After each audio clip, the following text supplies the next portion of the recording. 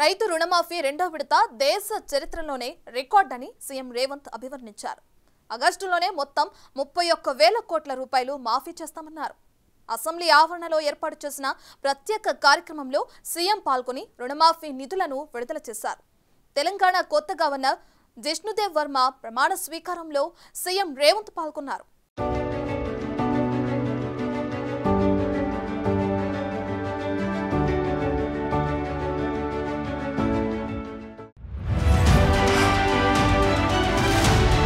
July 30 ప్రపంచ మానవ అక్రమ రవాణా వ్యతిరేక దినం సందర్భంగా ప్రజ్వల ఫౌండేషన్ రూపొందించిన పోస్టర్ను మహిళా శిశు సంక్షేమ పంచాయతీరాజ్ శాఖల మంత్రి సీతక్కతో కలిసి ముఖ్యమంత్రి రేవంత్ రెడ్డి ఆవిష్కరించారు.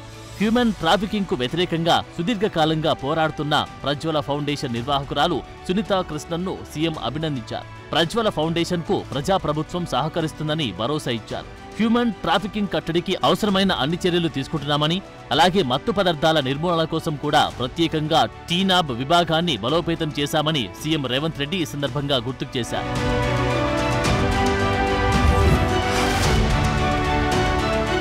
జూలై 30న రెండో విడత రైతు రుణమాఫీ కార్యక్రమంలో పాల్గొన్నారు సీఎం రేవంత్ రెడ్డి. ప్రజాప్రభుత్వంలో రైతు రుణమాఫీ దేశ చరిత్రలోనే రికార్డన్నారు.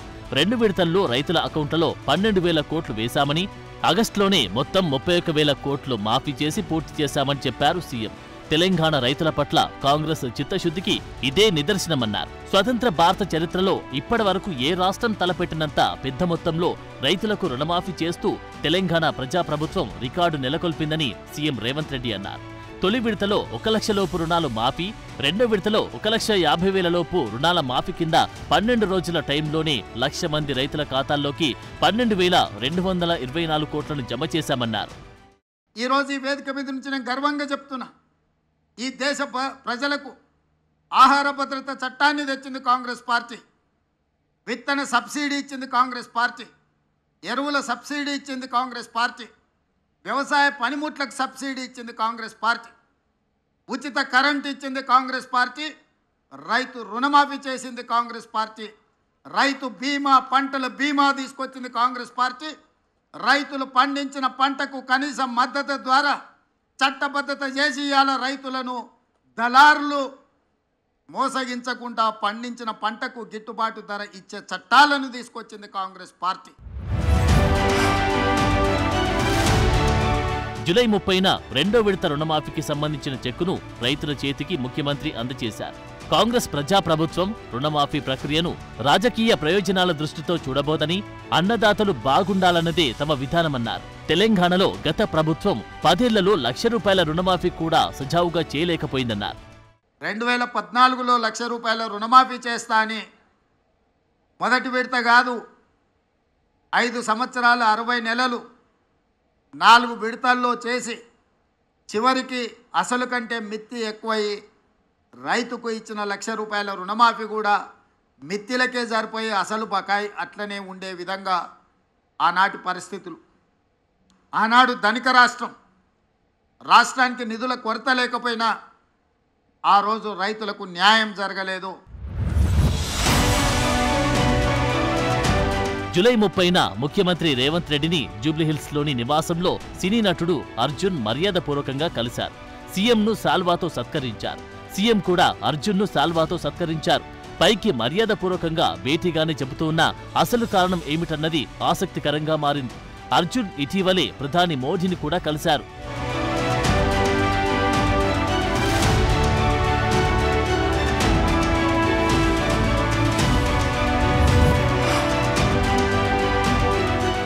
అటు జూలై 30న ఒలింపిక్స్ లో మను బాకర్, సరబ్జోత్ జోడీ ఒలింపిక్స్ షూటింగ్ విభాగంలో కాంస్యం గెలవడంతో సీఎం రేవంత్ రెడ్డి మరోసారి ఎక్స్ వేదికగా గ్రీటింగ్స్ తెలిపారు.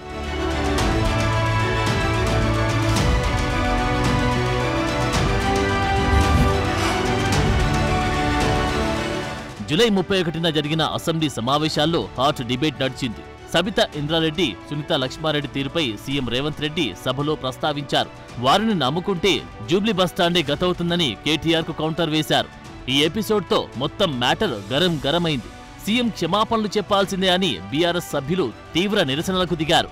అయితే వారిద్దరూ పార్టీ మారిన సందర్భాన్ని, పార్టీకి కలిగిన నష్టాన్ని, నర్సాపూర్లో తనపై పెట్టిన కేసులను సీఎం ప్రస్తావించారు.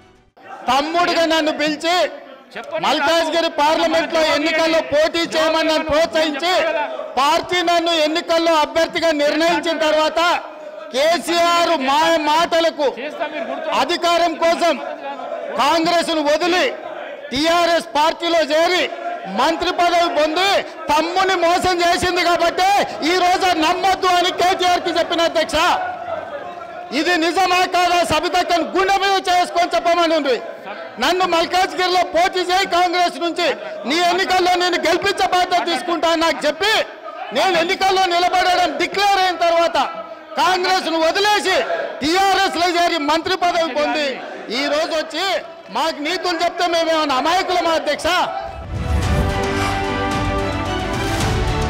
తెలంగాణ నూతన గవర్నర్గా నియమితులైన జిష్ణుదేవ్ వర్మకు జూలై 31న శంషాబాద్ విమానాశ్రయంలో సీఎం రేవంత్ రెడ్డి స్వయంగా వెళ్లి స్వాగతం పలికారు. సీఎంతో పాటు ప్రభుత్వ ప్రధాన కార్యదర్శి శాంతికుమారి, డీసీపీ జితేందర్, త్రివిధ దళాల అధికారులు వెళ్లారు. ఆ సందర్భంగా దళాల గౌరవ వందనం స్వీకరించారు.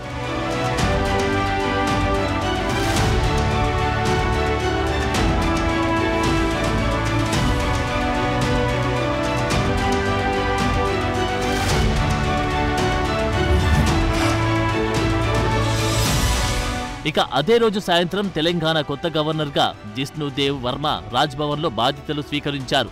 ఆ కార్యక్రమానికి high court chief justice CM Revanth Reddy హాజరయ్యారు. హైకోర్టు ప్రధాన న్యాయమూర్తి జస్టిస్ అలోక్ అరాదే కొత్త గవర్నర్ జిష్ణుదేవ్తో ప్రమాణ స్వీకారం చేయించారు.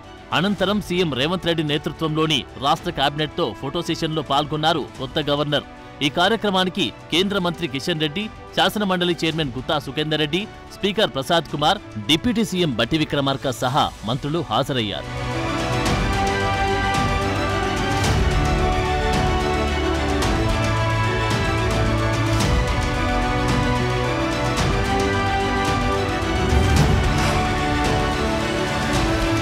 ఇక జూలై 31న ముఖ్యమంత్రి రేవంత్ రెడ్డిని అసెంబ్లీలోని కార్యాలయంలో ప్రముఖ ప్రకృతి వ్యవసాయ నిపుణుడు, పద్మశ్రీ గ్రహీత అయిన సుభాష్ పాలేకర్ మర్యాదపూర్వకంగా కలిశారు. సహజ వ్యవసాయ విధానాలు, వాటిపై రైతులకు కల్పిస్తున్న అవగాహన కార్యక్రమాల గురించి పాలేకర్ను అడిగి సీఎం వివరాలు తెలుసుకున్నారు. ఈ సందర్భంగా గో ఆధారిత సహజ వ్యవసాయ విధానాలపై తాను రాసిన పుస్తకాన్ని పాలేకర్ సీఎం రేవంత్ కు అందజేశారు.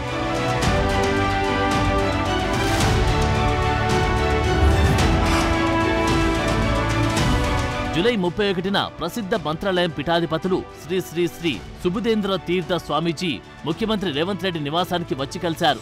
ఆశీర్వచనాలు పలికి ఆగస్టు 20, 21, 22న మంత్రాలయంలో జరిగే రాఘవేంద్ర స్వామి ఆరాధనోత్సవాల్లో పాల్గొనాల్సిందిగా ఆహ్వానం అందించారు.